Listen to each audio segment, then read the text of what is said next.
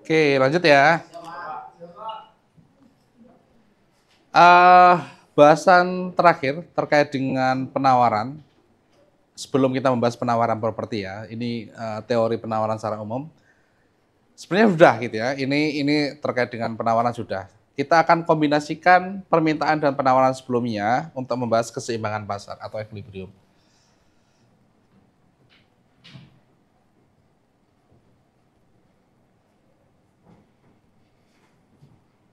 Mungkin secara definisi keseimbangan pasar atau equilibrium ini, oke, equilibrium ini adalah tingkat harga yang menyebabkan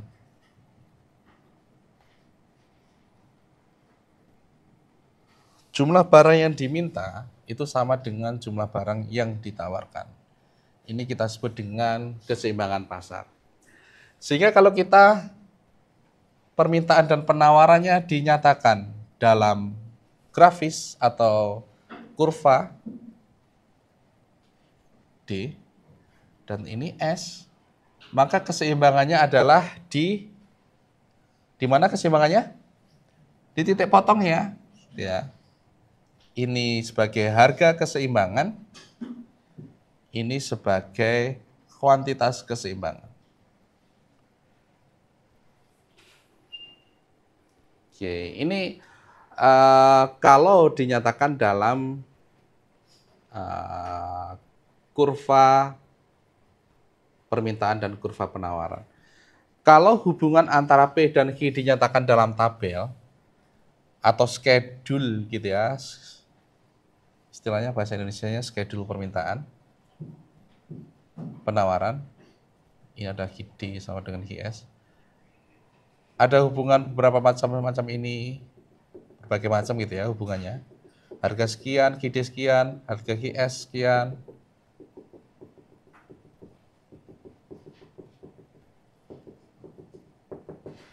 Maka keseimbangan terjadi kita melihat saat QD sama dengan QS. Oke. Di mana nilai QD sama dengan QS. Kalau nilainya sama di antara keduanya ini, makanya berada di titik keseimbangan. Dan P-nya adalah P keseimbangan. Jadi kita lihat aja di antara kombinasi Q ini, mana yang Q-nya sama. Itulah equilibrium.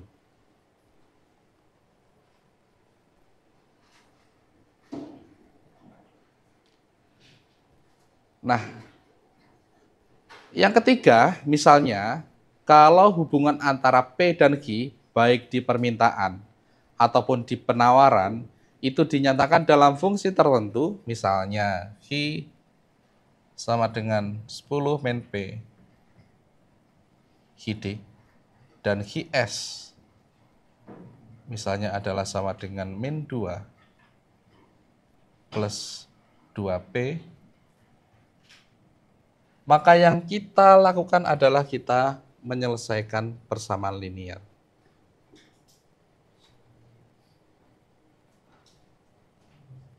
Nah, persamaan di sini kebetulan linear, oke, atau garis lurus.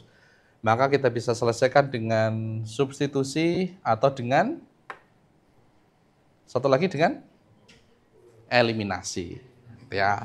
Jadi bisa menggunakan substitusi atau dengan eliminasi. Nah, dalam kasus ini berarti penyelesaiannya berapa? P-nya 4, Q-nya 6.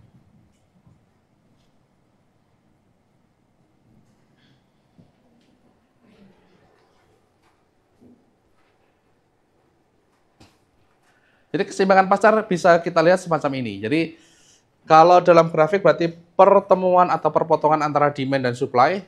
Kalau dinyatakan dalam schedule, oke, atau schedule permintaan penawaran, demand ataupun supply schedule.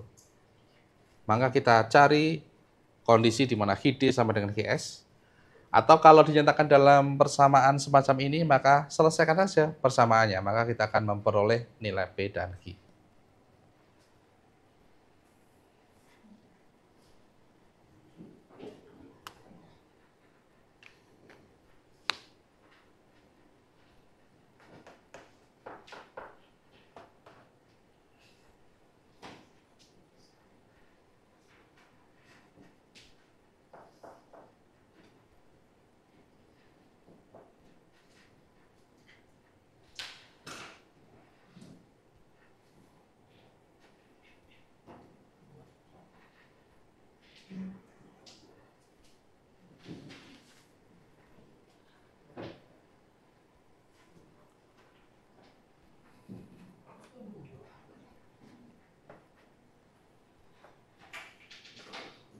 Clear sampai sini?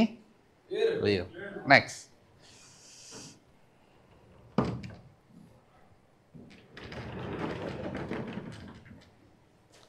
Tadi kita membahas bahwa demand dan supply itu bisa bergeser-geser. Kalau faktor-faktor lain selain harga yang memengaruhi permintaan ataupun penawaran itu juga berubah-ubah. Karena kalau itu berubah berarti demand bisa bergeser dan supply bisa bergeser. Maka yang terjadi adalah keseimbangan itu juga mungkin bergeser. Ya. Jadi entah yang bergeser demand-nya saja, entah supply-nya saja, ataupun bergeser keduanya, itu nanti akan menyebabkan perubahan keseimbangan. Oke, misalnya sekarang yang bergeser demand-nya saja. Jadi kita kan ada demand, ada supply. V, P. Ini harga keseimbangannya. Oke, sebelum ke situ, sebelum kita bergeser-geser,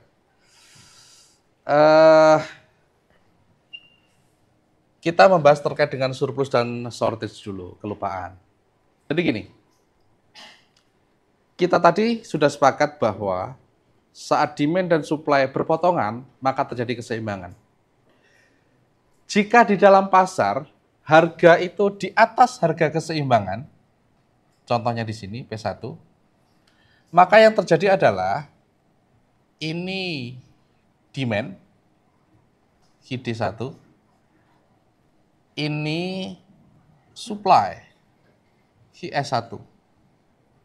Maka yang terjadi adalah HS saat harga P1 di atas harga keseimbangan. Maka HS ini akan lebih besar dibandingkan dengan HD. Keadaan ini yang kita sebut dengan surplus.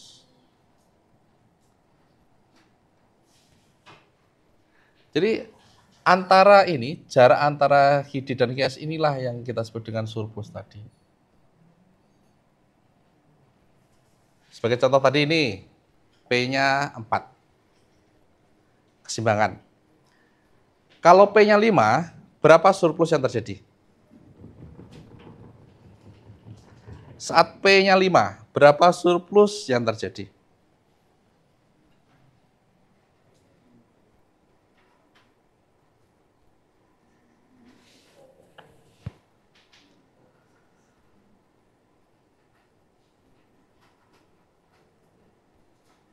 Berapa? 3. Oke, karena saat P-nya 5, HS-nya berapa? Jumlah yang ditawarkan berapa saat P-nya 5? 8. Dan yang diminta sebesar 5. Oke, maka terjadi surplus sebesar 3. Jadi konsepnya sekali lagi, kalau harga di atas keseimbangan, maka terjadi surplus. Nah, pasar itu pasti akan merespons gitu ya. Ini kan sebenarnya kan terjadi surplus, artinya ada barang yang tidak terjual. Gitu kan ya. Maka pasar secara otomatis akan merespons dengan menurunkan harga sampai ke titik keseimbangannya. Walaupun tidak ada yang meminta, dengan konsep yang kita sebut dengan invisible hand. Walaupun tidak ada yang meminta, kalau harga itu di atas harga pasar, maka dia akan turun ke harga keseimbangannya. Dalam konteks ini, kan banyak yang tidak laku, karena harganya terlalu tinggi. Maka harga akan turun, sehingga semuanya akan terjual. Sebaliknya, kalau harga di bawah keseimbangan, misalnya di P2, maka inilah HS-nya, dan inilah HD-nya. Oke, saat harganya di P2 yang lebih rendah dibandingkan dengan P bintang, maka HD lebih dari HS yang kita sebut dengan shortage.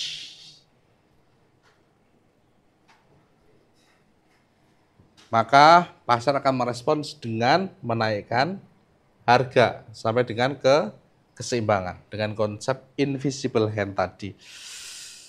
Sebagai contoh, saat P-nya sama dengan 2, berapa shortage-nya?